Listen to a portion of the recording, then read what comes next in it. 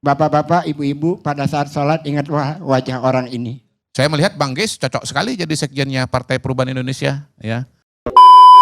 Assalamualaikum warahmatullahi wabarakatuh. Teman-teman, balik lagi di channel YouTube gua, Hairun Imam. Nah, di video kali ini kita akan melihat bagaimana wajah-wajah murung, wajah-wajah stres, wajah-wajah tanpa semangat, frustasi dari anak-anak Abah. Utamanya guys Khalifah, teman-teman, yang memang dari dulu loyalis Anies banget nih. Dan ada juga Ahmad Nur Hidayat yang merupakan loyalis Gerakan Perubahan. Keduanya ini sedang mungkin terlena, sedang memikirkan apa yang diucapkan oleh Mr. Q atau Mr. Kodari, teman-teman. Karena Mr. Q ini sampai-sampai menyarankan beberapa nama-nama pengurus untuk Partai Gerakan Perubahan yang ingin dibentuk oleh anak Abah dan juga Abah, teman-teman.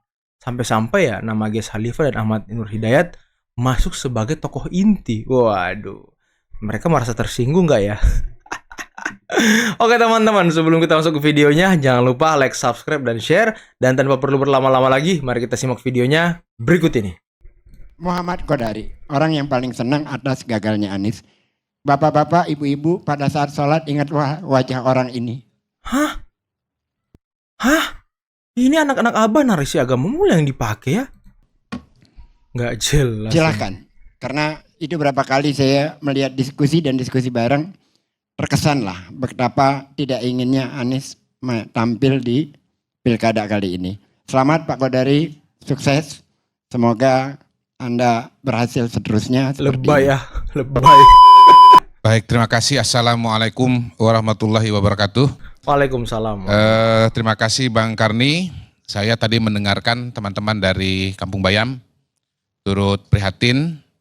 Mudah-mudahan dari 3 paslon yang sekarang maju akan datang ke Bapak dan Ibu sekalian, serta memberikan perhatian yang besar agar situasi dan kondisi yang pada hari ini tidak menggembirakan bisa diperbaiki ya. Dan saya yakin dengan porsi wawancara yang panjang yang tadi diberikan oleh Bang Karni kepada Bapak dan Ibu, pesan itu pasti sampai. Pesan itu pasti sampai ya, dan mudah-mudahan yang terjadi di Kampung Bayam tidak hanya di Kampung Bayam yang didatangi, tetapi juga tadi Kampung Akuarium maupun daerah-daerah lain yang mengalami masalah sejenis itu akan diperhatikan juga oleh ketiga paslon yang ada pada hari ini.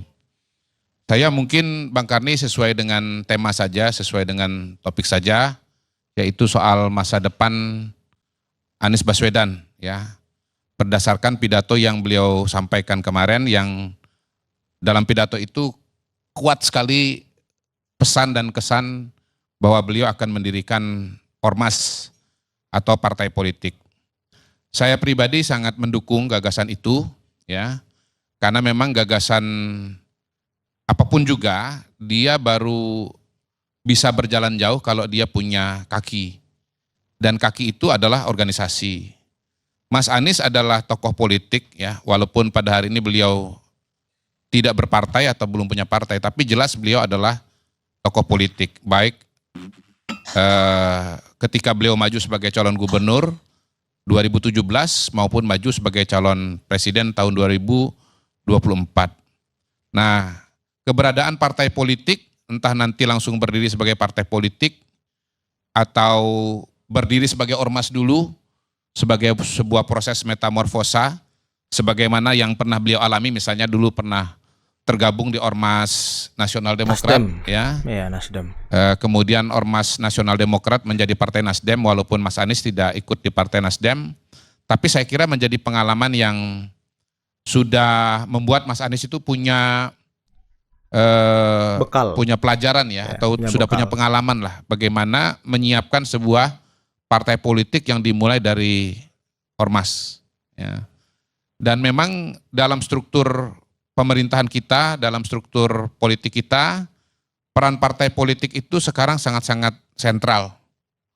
Kalau Mas Anies mau melakukan perubahan atau Mas Anies mau masuk ke ranah politik, ya memang jalan paling aman itu adalah dengan mendirikan partai politik. Saya kira itu salah satu pelajaran yang paling jelas polanya Bang Karni ya, dari pengalaman tokoh-tokoh politik kita dalam rentang tahun 98, 99 sampai dengan sekarang. Nahdlatul Ulama, Gus Dur ingin punya pengaruh di politik, mendirikan PKB.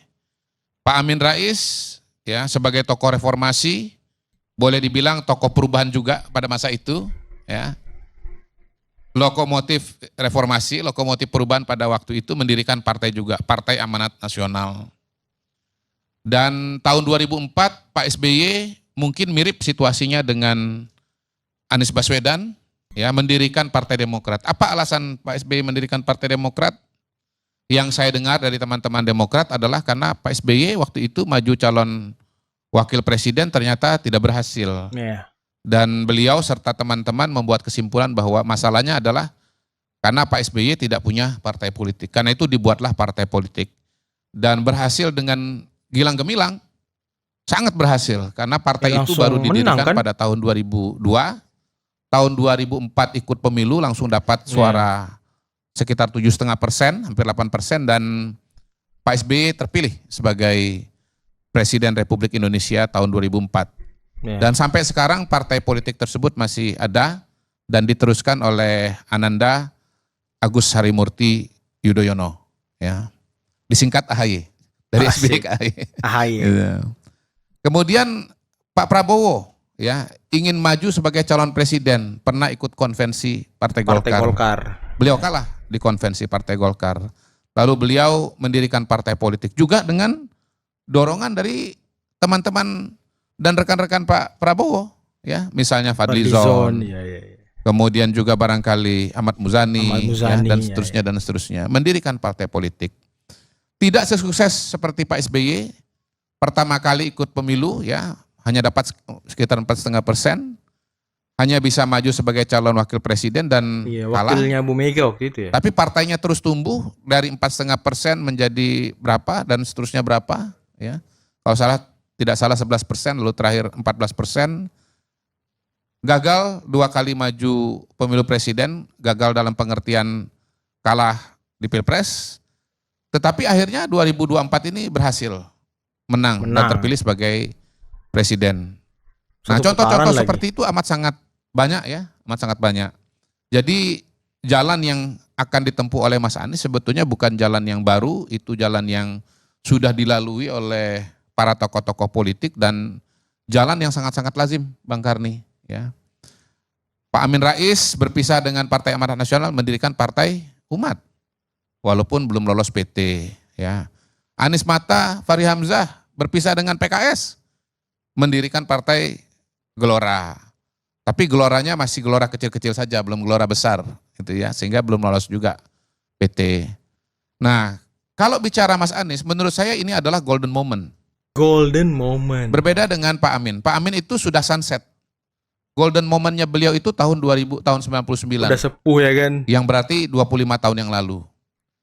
Sekarang Pak Amin lagi dimaki-maki aja teman-teman sama lawan-lawan politiknya, ya kan? Pertama kali Pak Amin Rais mendirikan partai politik di puncak popularitasnya. PAN dapat sekitar berapa? 7% kalau tidak salah, 7,1. 25 tahun kemudian sekarang beliau ikut mendirikan partai politik Umat, Partai Umat, ya saya lupa angkanya persis tetapi tidak lolos parliamentary threshold. Nah, tentunya Mas Anies jangan mengulangi kesalahan yang sama, ya. Kalau Mas Anies mendirikan partai politik katakanlah 5 tahun dari sekarang, mungkin popularitas beliau tidak seperti pada hari ini. Iya. Pada hari ini saya melihat popularitasnya masih sangat-sangat masih sangat kuat. Di Jakarta setidaknya ya ada pendukung ibu bapak, kemudian di surveinya kemarin tinggi, di nasional dapat suara 25%. Kalau semua suara Mas Anies 25% itu bisa ditransformasi menjadi suara partai, ya, sebutlah misalnya Partai Perubahan Indonesia, ya, maka kemudian partai ini berpotensi untuk menjadi salah satu partai yang terbesar di Indonesia. Bahkan kalau angka 25% itu kita anggaplah memang dapatnya 25%, identik dengan perolehan suara Pak Anies pada tahun 2024, dan ini dipertahankan sampai dan utuh dipertahankan pada tahun 2029, maka partai ini akan menjadi partai terbesar di Indonesia. Wow, karena notabene ya juga ya. Partai terbesar tahun 2024 ini berapa? PDI Perjuangan hanya 16. sekitar 16 atau 17% saja gitu. Jadi sebetulnya ini prospek yang sangat-sangat menjanjikan kalau Mas Anies mendirikan partai politik. Itu dari segi suara. Kalau dari segi jaringan, relawan Mas Anies sudah tersebar di seluruh Indonesia. Ya, kita tahu bahwa syarat mendirikan partai politik itu salah satunya adalah jaringan ya, khususnya kalau mau menjadi peserta pemilu. Kalau cuma jadi partai politik relatif mudah, tetapi kalau menjadi peserta pemilu itu syaratnya berat, ya, tidak mudah untuk menjadi partai peserta pemilu di menggunakan aturan yang ada sekarang ini gitu. Ya, Nah itu thresholdnya juga tinggi aset yang harus cepat-cepat dikonsolidasikan. Karena yang namanya relawan ini mungkin hari ini masih panas, tapi mungkin tahun depannya lagi sudah dingin, sudah sibuk dengan kegiatan ini dan itu. Jadi harus cepat-cepat dikonsolidasikan. Ya. Nah soal gagasan ini juga tentunya harus segera dikerucutkan. Ya, Mas Anies adalah pembicara dan penulis yang prolifik. Ya, saya kira tidak ada kesulitan sama sekali untuk membuat rumusan-rumusan visi dan misi dan gagasan-gagasan yang diperlukan untuk menjadikan partai politik ini punya suatu gagasan yang kuat dan menonjol Murung dibandingkan begitu, dengan guys, ya kan? partai-partai yang lain. Ya. Santai Saya aja, bahkan sudah kawan. punya bayangan nih mengenai sekjennya. Saya melihat Bang Geis cocok sekali jadi sekjennya Partai Perubahan Indonesia. Ya. Waduh. Murung ya kan? Saya melihat sampai hari ini ya, figur yang paling loyal, paling konsisten bersama Mas Anies itu namanya Bang Geis Khalifah. Luar biasa. Bang Geis dan saya ini kan backgroundnya sama di HMI gitu. Kami punya persamaan walaupun kami punya perbedaan. Persamaannya satu HMI. Dua, beliau penggemar musik Melayu, saya juga suka juga dengan musik Melayu. Bedanya soal pilihan capres atau calon gubernur. Gitu. Tetapi di antara semua tokoh-tokoh yang dekat dengan Mas Anies ya, yang dari dulu konsisten betul Bang Karni untuk punya memperjuangkan dan punya imajinasi yang jauh tentang Mas Anies itu adalah Geis Khalifah. Itu saya saksi mata. Biasa. Ya. Dari zaman Senyum lah dulu dikit. namanya mailing list BlackBerry Group itu namanya. Itu sudah ketika orang belum menyebut nama Mas Anies, Bang Geis ini sudah. Ya. Ketika orang yang dianggap dekat dengan Bang Anies hari ini udah nggak kelihatan, namanya Sudirman Said. Kita udah nggak lihat lagi Sudirman Said. Betul ya? Sudirman Said. Kalau enggak Bang Sudirman ada di sini Sudirman.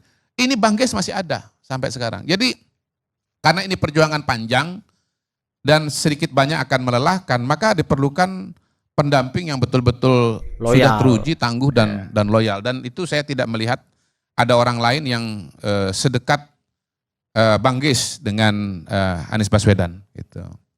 Kalau Dewan Pakar juga saya udah menemukan calonnya Bang Geis. Waduh, siapa lagi? Ya, namanya Ahmad Nur Hidayat. Iya ini beliau tadi. Ya beliau kan loyalis perubahan dan konsisten juga menulis tema-tema perubahan. Ya, beliau ini juga latar belakangnya ekonomi Bu. Ya, jadi saya kira sangat tepat untuk menjadi ketua Dewan Pakar dari Partai Perubahan Indonesia. Sindirannya kencang kalau melihat banget itu ya. semua sebetulnya tidak ada lagi yang tidak tersedia buat Mas Anies. Kalau mau mendirikan partai politik. Jadi saya sejalan dengan Pak Nur ya, dengan Mas Nur, dengan Dek Nur ini. Saya sepakat bahwa sebetulnya pada hari ini kalau ada partai politik baru yang paling potensial untuk segera berdiri, yang paling potensial untuk mendapatkan suara yang signifikan, ya, itu adalah partai yang didirikan oleh Anies Baswedan. Waduh. Modal suaranya sudah ada. Gak main-main loh, 25% dari total pemilih. Kalau kata ini ya, kata apa? Ntar kita bahas. Ya.